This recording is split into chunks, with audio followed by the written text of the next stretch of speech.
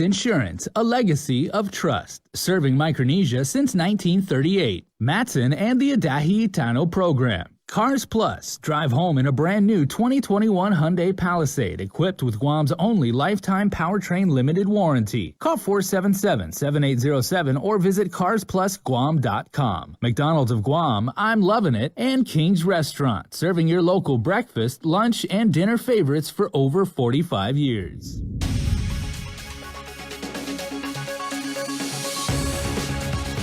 Ahead on Primetime, the Guam Hotel and Restaurant Association is working on guidelines and a timeline for the possible reopening of bars. Plus, Tango Theaters is ready to open its doors, but no concessions will be served. And Guam is set to receive a part of a $573 million opioid settlement. Hafa and good evening, I'm Tyler Matsanani.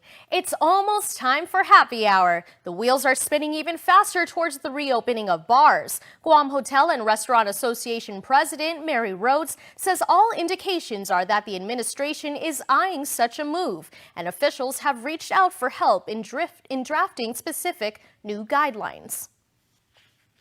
Public Health and, of course, the governor's office, we've been working with them on the Economic Advisory Committee and the working group, and we've been asking for bars for a while, as well as for indoor dining at 50% since about December. And so we were really hoping that it would come a little earlier, but regardless, I think it's a good sign that they're now willing to consider the reopening of bars. Rhodes says the Economic Advisory Group has reached out to make sure the industry is ready with a draft plan ahead of a meeting with the governor. Rhodes also met with several local bar owners last night to brief them on a possible timeline. What I don't want to see happening is, we should give the business owners some time to prepare. I know that when announcements have been made, it's like effective the very next day or in a couple of days. And we have time to get businesses to prepare. Even moving restaurants from 25 to 50% occupancy or planning to open after being shut down for 6 to 11 months. There's a lot of things you have to do with your facility to get it prepared. For bar owner Phil Roberto of the venue, the waiting game has been quite frustrating. This is our second shutdown, and it's been twice as long than the first. And then every time we hear that rumor, bars are going to open next week, there's going to be a change, there's going to be an executive order, and it doesn't happen. You get your hopes up one week, and it's a huge letdown. Roberto believes the bar industry understands the importance of the health and safety protocols and will do whatever is needed to dispel the notion that bars are high risk. And I think we demonstrated that very well during the first opening back in June. There's been no actual evidence that a bar on island has been a cause of an outbreak. Our names as bar owners are on the line in terms of making sure that we do provide a safe environment, not only for our customers, but for our staff. Rhodes says the governor is expected to start reviewing some draft protocols as early as next week. This is the first time in 10 months, or first time since the second lockdown, that we've been asked to really start the conversation going regarding bars. And so I think that's positive. And for bar owners who've been watching other businesses reopen ahead of them over the past months, it can't happen soon enough. Cheers. For Guam's News Network, I'm Nestor Lecanto. Talk about a box office hit. Tango Theaters was scheduled to reopen theaters tomorrow until Public Health flipped the script with the news that they can't serve concessions a day before the theater's doors finally reopen. Peter Santos reports. The theaters are just about ready to open. Your family hops in the car eager to catch the latest movie release, but don't hold your breath expecting to smell the familiar aroma of buttered popcorn, as operations manager of Tango Theaters, Mary Lou Maharis, says they've just been informed by Public Health that they will not be allowed to serve concessions just a day before they plan to reopen. We just found out yesterday that we will not be allowed to sell food at the concession, which is really gonna be hurting the theaters, because what's the use of watching a movie without something to munch in. Without the concession, I think we just better close, because that's where we get our bread and butter. I think everyone knows. That's why our price at the concession is a little bit high, because we don't get anything from the box office. Box office is we're doing by percentage. And before, especially if it's a blockbuster movie, it's 70% that goes to the studio and 30% only goes to us. So without the concession, I think they're just killing us again. Executive Order 2021-01, effective 8 a.m. on January 16th, authorized the reopening of several businesses to include movie theaters, with the caveat that they operate at no more than 50% capacity. But the news of not being able to serve the one thing that keeps the doors open was something of a plot twist. Nothing was mentioned. That's why we did order. I already ordered bottled drinks. We decide not to have our fountain drinks to eliminate also cross-contamination. So we ordered bottled drinks for now. And even the nachos, we're trying to sell the pre-pack. We didn't receive any guidelines from public health about concession or any restriction with the food, about food serving. And despite the bombshell of not being able to serve food and drinks, Mary Lou still hopes to see moviegoers come February 5th. For the patrons, we're back, and see you at the movies. For Guam's News Network, I'm Peter Santos. The Department of Labor has ran a second batch of unemployment benefits for the year, totaling just over $19 million. Of that amount, $9.4 million is in pandemic unemployment assistance, $7.9 million is in federal pandemic unemployment compensation, and $1.8 million is in lost wages assistance. Another $1.6 million will go toward federal withholding taxes. Claimants can expect funds to be in accounts by the end of this week or early next week. DRT is also pumping out economic impact payments known as the stimulus, as well as tax returns. The Department of Labor plans to continue batching bi-weekly, and claimants can expect the next set of unemployment funds to be ready for distribution February 16. GDOL also reminds the public that the hard copies of the 1099 tax forms for pandemic unemployment benefits have been mailed and are also available online. Claimants can log on to their hireguam.com to download and print their 1099 form. Guam is among 47 states and territories that will be receiving a portion of $573 million settlement with McKinsey & Company, the consulting firm of opioid manufacturer Purdue Pharma. In August of 2019, Attorney General Liben Camacho joined the multi-state litigation. Purdue is accused of misleading prescribers and patients about the safety and efficacy of its opioids to increase its profits. The New York Times reports that McKinsey & Company has agreed to pay $500 million to settle investigations into its role in helping turbocharge opioid sales. The settlement is expected to be made public Friday, Guam time. The local AG's office has no comment at this time. In Superior Court, murder defendant Ronat Shitaro was appointed a new legal representation. The Public Service Defender Corporation moved for withdrawal, and the court granted the motion, appointing attorney John Terlaki to the case. The 25-year-old defendant is accused for the alleged fatal stabbing of Arthur Cook.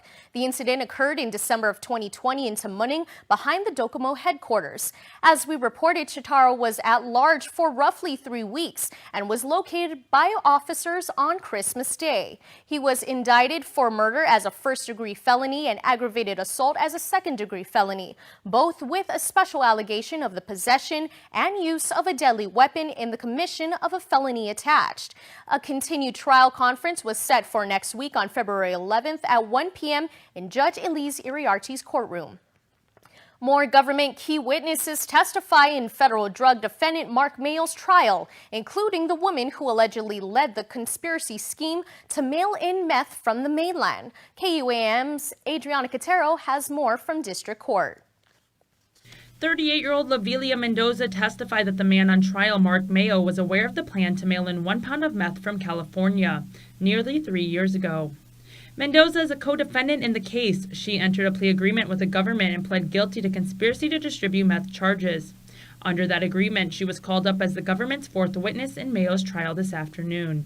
He faces conspiracy to distribute meth and attempted possession of meth with intent to distribute charges for allegedly conspiring with Mendoza and others to bring in drugs for distributions. Prosecuting the case, Assistant U.S. Attorney Laura Sambataro asked Mendoza to detail her involvement with the drug dealing industry.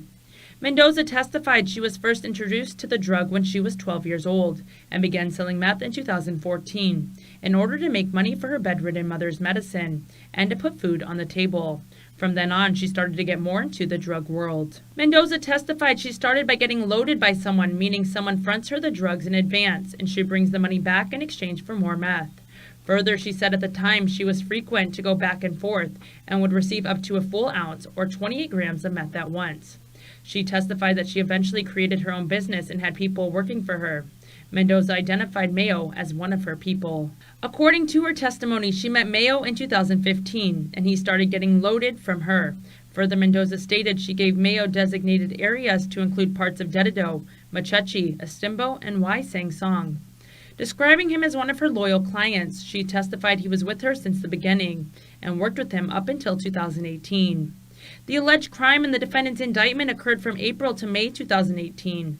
As stated in court, during this time Mendoza was coming in and out of jail, as was Mayo. Attorney Sambataro asked what her connection with Mayo at this time was. Mendoza responded stating, quote, "I lessened my movement, I lessened my people, and lessened my involvement with it. But he was one of the ones I kept," unquote. In addition to keeping Mayo, Mendoza testified she also kept Daniel Pangilinan, Christian Miguel, and Linus Hun. Further, in her testimony, she said when she came out of prison, Mayo and Pangilinan asked her to make something happen, and so she did. As we reported, it was on May 10, 2018, when the feds went undercover and replaced the meth-filled package with sham and a tracking device. Mendoza testified she had a supplier in California, and with this certain package, the plan was to distribute 1 ounce to Mayo and 1 ounce to Pangilinan, with Miguel and Hun to receive a smaller scaled amount. Although the plan fell through, as the feds followed Pangilinan and his friend Joseph Roman, who is also named in the indictment. When the trio got wind of the feds tracing them, Pangilinan previously testified that he came up with the hot potato plan to pass off the package to Mayo and Dedido. However, the feds ultimately seized the package and arrested Pangilinan and Roman. Mendoza testified that Mayo contacted her informing that the feds had the package, but she did not believe him. She said she had a feeling Mayo and Pangilinan conspired to steal the drugs for themselves because she did not hear from either of them for several days afterward. Additionally, Mendoza said she was dating Leighton Borja at the time, who told her of the rumors going on in the streets regarding the matter. We should note Borja is a repeated federal drug offender. And days after the incident, the defendants in the case met at Mendoza's house, and that's when she learned Pangilinan and Roman were arrested. Attorney Sambataro finished her direct examen on Mendoza, asking if Mark Mayo knew what was in the package. She responded with yes, because he and I were talking about it. Mayo's trial resumes tomorrow morning with defense counsel Roland Mantanonia's cross-examination on the government witness. Reporting for Guam's News Network, I'm Adriana Cotero. 24-year-old Raxon Antipas was sentenced to 5 years behind bars for the sexual assault of a teenage girl. Before Judge Maria Senzons, Antipas pled guilty to third-degree criminal sexual conduct as a second-degree felony. He must now register as a level 1 sex offender and comply with sex offender registry requirements. Upon his release, he will be on parole for 3 years. Prosecuting attorney Christine Tenorio said, quote, "Sexual assault on Guam will not be tolerated. This young survivor had the courage to speak out and get assistance, and the people commend her for her bravery," unquote. The 2 Department of Corrections officers who were arrested for attempting to smuggle in contraband into the facility are no longer with the agency. DOC spokesperson Major Anton Uggan confirms the former officers, Christopher Santos and Mike Alex Munya Gumatao, involuntarily left the department. According to KUAM archives, it was in September of last year when the officers were reporting for duty and their bags were searched. Contraband was found inside a lotion bottle belonging to Gumatao. DOC intercepted the syringes, plastic straws containing marijuana, a clear plastic baggie filled with meth, and a cell phone, all hidden inside the 24-ounce bottle of lotion belonging to Gumatao. Also, during the bag inspection, Santos was found in possession of a couple Copenhagen cans. The Guam National Guard's vaccination initiative, Liberate Guam, aims to achieve an 80% vaccination rate by July 21st, Liberation Day. More and more of Guam's residents are joining the vaccination with the recently approved age requirement extension of Phase 1C individuals from 60 down to 55. Currently, about 29,504 COVID vaccines have been administered, with 6,909 fully immunized. 4,796 doses remain. This past Saturday, January 31st, Public Health placed an order for a total of 17,000 doses, which are expected to arrive in the upcoming days. The National Guard's vaccination clinic at the UOG Cowell Fieldhouse continues through Saturday, February 6th from 1 to 7 p.m. All appointment slots have been booked, but they are receiving a limited number of walk-ins every hour. Beginning Saturday, Public Health's vaccination clinic at the Ukadu campus will resume from 9 a.m. to 3 p.m. Priority will be given to those due for their second dose of the Moderna vaccine. Eligible residents are advised to schedule an appointment online at tinyurl.com/UkaduGuam. They will be accepting limited walk-ins every hour. Stick around for more news here on Primetime. You're watching KUAM. Get up-to-the-minute news, plus access to alerts, streaming radio, promotions, and more on your mobile device by downloading the KUAM News mobile app, available at the App Store now. Social distancing may be the new norm, but connection will always be our tradition. Through good times and tough times, we remain connected with you. Masks may be the new fashion, but protection will always be our style. You can always count on us to protect the things that matter the most. Sanitizing may be the new routine, but caring will always be our practice. We care about your loved ones and the things you value the most. And as we welcome our new normal, one thing remains certain: we will always be here for you. We're open and ready to serve you. Calvo's Insurance, a legacy of trust.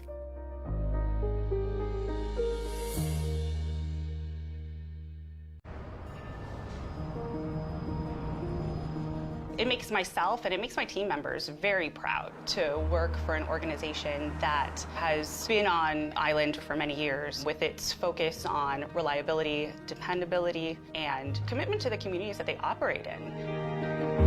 Matson's a great corporate citizen to the community. We all benefit from any sort of environmental commitment we make. One of the ways that we do that is with our Adahi Utano program. There's action behind it, and so action breeds commitment. With the Kaimana Hila coming to Guam, this brings a new age and modernization to the island. It's exciting for me because it's a brand new ship and we can carry more freight into the islands. It just shows growth for Guam and Micronesia. Matson would be nothing without its customers, and we hope to continue to serve you for decades to come.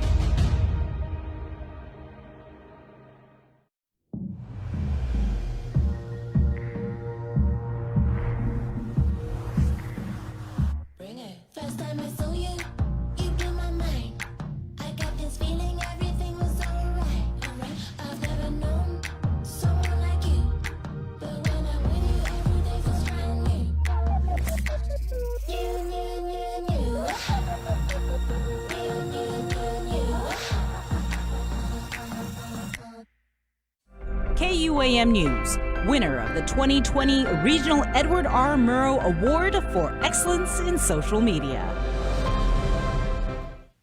And welcome back. The Joint Information reported today that 4 new cases of COVID-19 were identified out of 462 tests performed on Wednesday, February 3rd.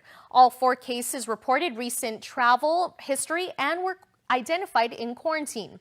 To date, there have been a total of 7,622 officially reported cases of COVID, with 129 deaths, 83 cases in active isolation, and 7,410 not in active isolation. The CAR score remains at 0.6. It's been a long time coming, but the master plan contract has officially been signed off to upgrade the Department of Corrections operations. The contract was awarded to Information to Energy, and according to DOC spokesperson Major Anton Uggan, the company is currently on Guam soil beginning the process. Due to COVID-19, the project was delayed. However, the grant has since been extended until December of this year. Uggan says David Rogers and his partner Tom Parker arrived over the weekend and are here until February 14th with plans to return. Uggan adds that they have been on and off island for 24 years, having worked on other Guam projects at the University of Guam and Guam Power Authority. DOC's master plan is a 14-phase project which aimed to be completed within a 9-month span. He's been missing for 4 months now. There have been no reports or word on the whereabouts of 27-year-old Michael Jose Castro. Castro's mother, Melanie Guerrero, filed a missing persons complaint in November of last year. She told officers the last time she saw her son was the final days of October. According to Guam Police Department spokesperson Sergeant Paul Tapao, detectives are still moving forward with the missing persons investigation. He adds that with the past 4 death investigations within the same time frame, it pulled the department's resources and focus to the homicide cases.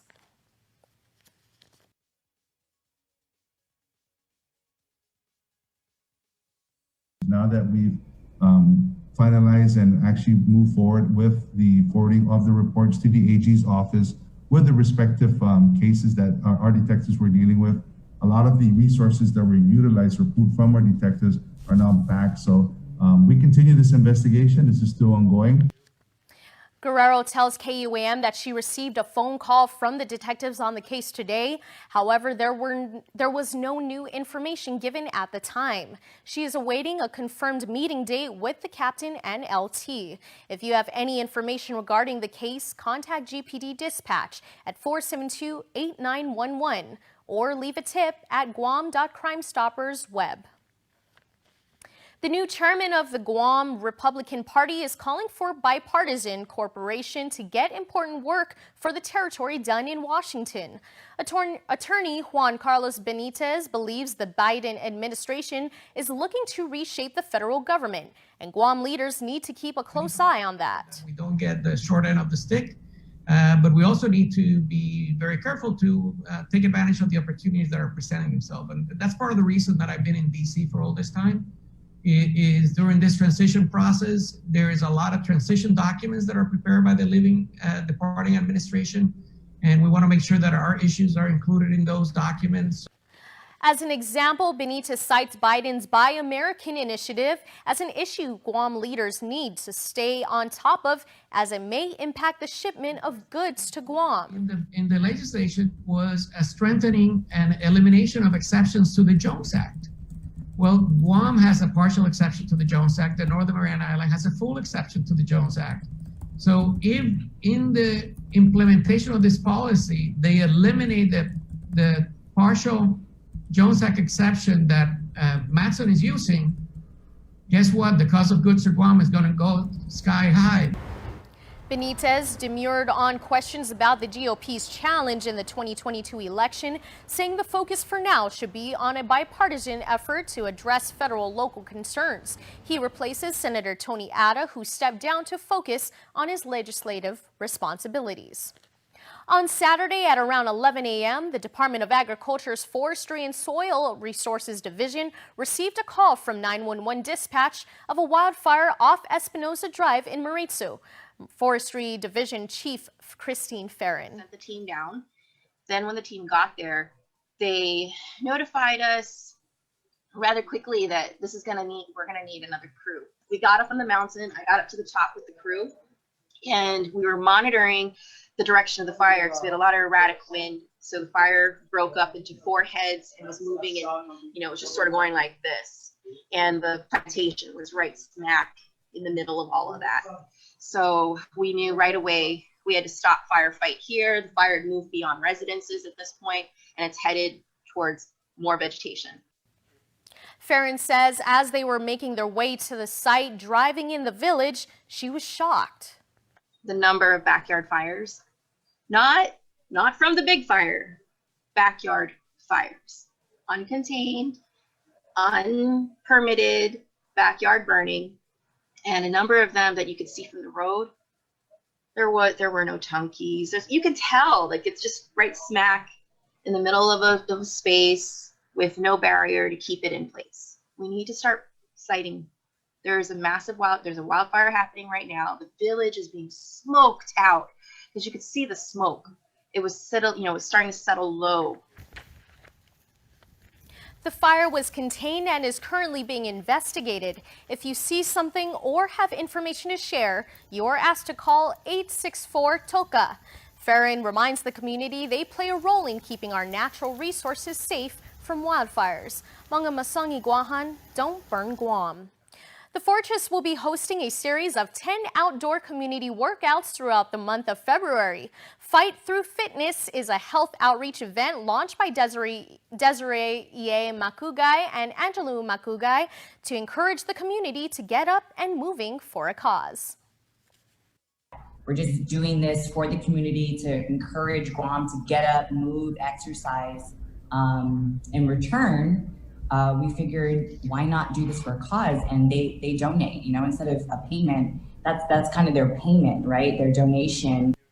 Hygiene and toiletry donations will go to Vero, Victim Advocates Reaching Out, a nonprofit volunteer corporation that provides services to victims and families of domestic violence, sexual assault, abuse, violent crime, and traumatic events. Those interested in donating can do so at any 3 drop-off locations: the Fuckeye Shop in both Hagåtña and Tumon, Blush Boutique in Mighty, and Orda Dental Clinic. The first event will be on Friday, February 5th at 7 p.m. There are still slots available. For more information and to register, email fortressguam@gmail.com. This morning, the ribbon was cut and the doors were opened for the Dededo Dental Center. Located in the Satina Mall next to the Dededo Payless, the state-of-the-art dental clinic is owned and operated by FD alumnus June Ha and St. John's alumnus Steve Chan. Both Ha and Chan attended college and dental school together, and their dream of opening this clinic to serve islanders has been over 5 years in the making. Dededo Dental Center is open 6 days a week and open on weekends. For more information, you can find the Dededo Dental Center on Facebook or call 637-4867. Coming up, national headlines. Keep it here. You're watching KUAM.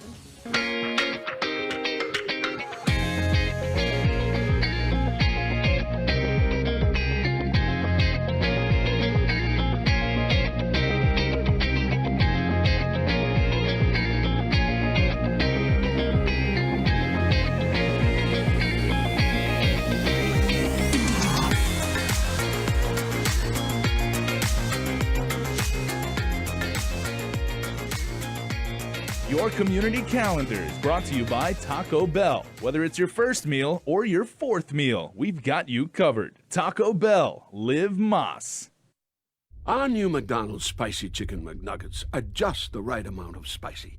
A small to medium Sprite kind of spicy. Let's get a McFlurry after this kind of spicy. But if you get the mighty hot sauce, it's a napkins up for foreheads now kind of spicy. This came from McDonald's kind of spicy. Because our Spicy Chicken McNuggets, breaded in tempura and made with cayenne, are just the right amount of spicy. Unless you remember what I said about the sauce. Ba-da-ba-ba-ba.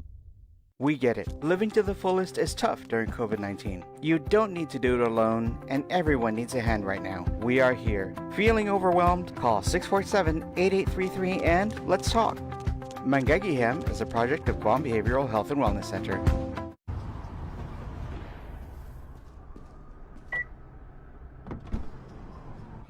How do you dare? You chip away at what's been built. because you can do better. How do you dare? You chase away wrongs to make room for what's right.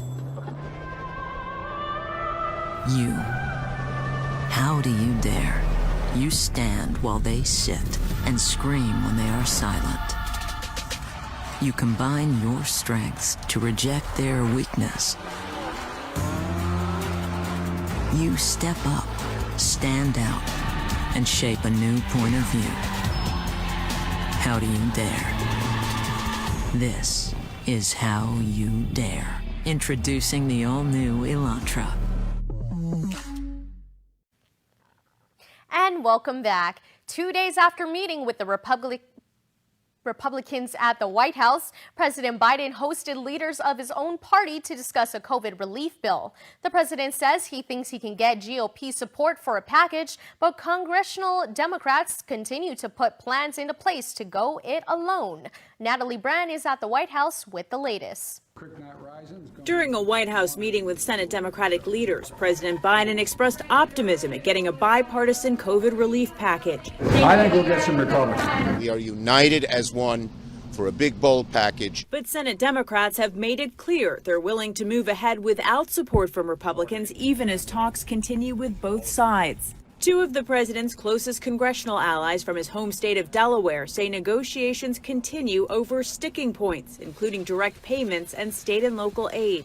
He will negotiate in good faith, but he's not going to let obstructionism prevent the delivery of desperately needed relief to the American people. If it goes forward without any changes from what was originally proposed, I would predict that not a single Republican will support the $1.9 trillion plan.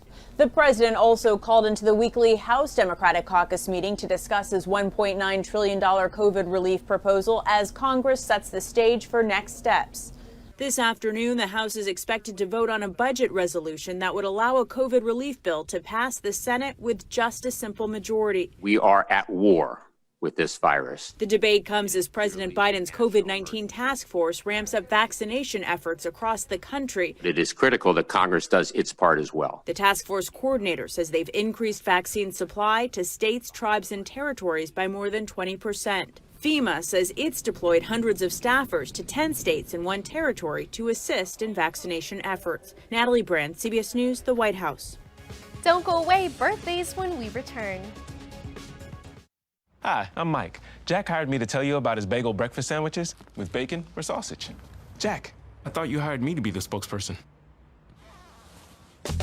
Why choose one when you can have two? Buy 2 for $5 bagel breakfast sandwiches. We rely on each other to be there in the good and bad times. Parents rely on me for making sure that their kids are always in the best of their health. The community relies on me when emergencies strike. My students rely on me to move them higher in what they're learning. Our kids rely on us to provide them with all the support they need. For keeping us in touch every day. For every call and schedule I receive, and for every emergency I respond to. And with my need to respond in the timeliest manner. To keep my knowledge updated. For keeping us connected every day, we only rely on Docomo Pacific.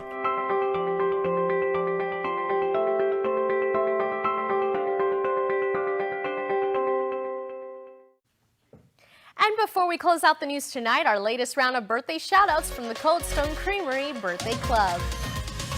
Happy birthday on February 4th to Joaquin Manglonia. Your birthday shout-out is happy birthday. We love you from your family in Guam, California, Texas, Colorado, and Kentucky. Danielle and Daniel Jr., a.k.a. Desi and Danny Espinoza, have birthdays today. Happy birthday number 31 to the twins from your loving family, Dad, Mom, Nina and Peter, and P.S. They say the twins are camera shy, so please enjoy a photo of their dogs, Katu and Tofu. That's cool. Happy birthday number 13 to Aaliyah Alcantara. Happy blessed and beautiful birthday. We love you to eternity, says your familia on Woostig Road. Happy birthday also to John A. Kanata. We wish you many blessings today and always. We love you, say Trisha, Benny, the boys, and your family. And Herman Kitatu celebrates birthday number 65 today and gets not one, my friends, but 2 birthday shout-outs. Shout-out number 1 says, Happy birthday, Herman. God bless you on this special day. Love from your wife, your kids, and your grandchildren. And shout-out number 2 says, Happy 65th, Dad. We hope you have a wonderful day as you deserve for being a great dad and papa to us all. We're so blessed to be part of your life. Thank you for always being there for us through thick and thin. May God continue to bless you every day. Love from the family here and abroad. Remember, you can be part of the Cold Stone Creamery Birthday Club by registering online at KUAM.com. Please make sure to include with your photo your name and birthday. That's going to do it for us here on Primetime. Thanks for watching. Good night and be safe.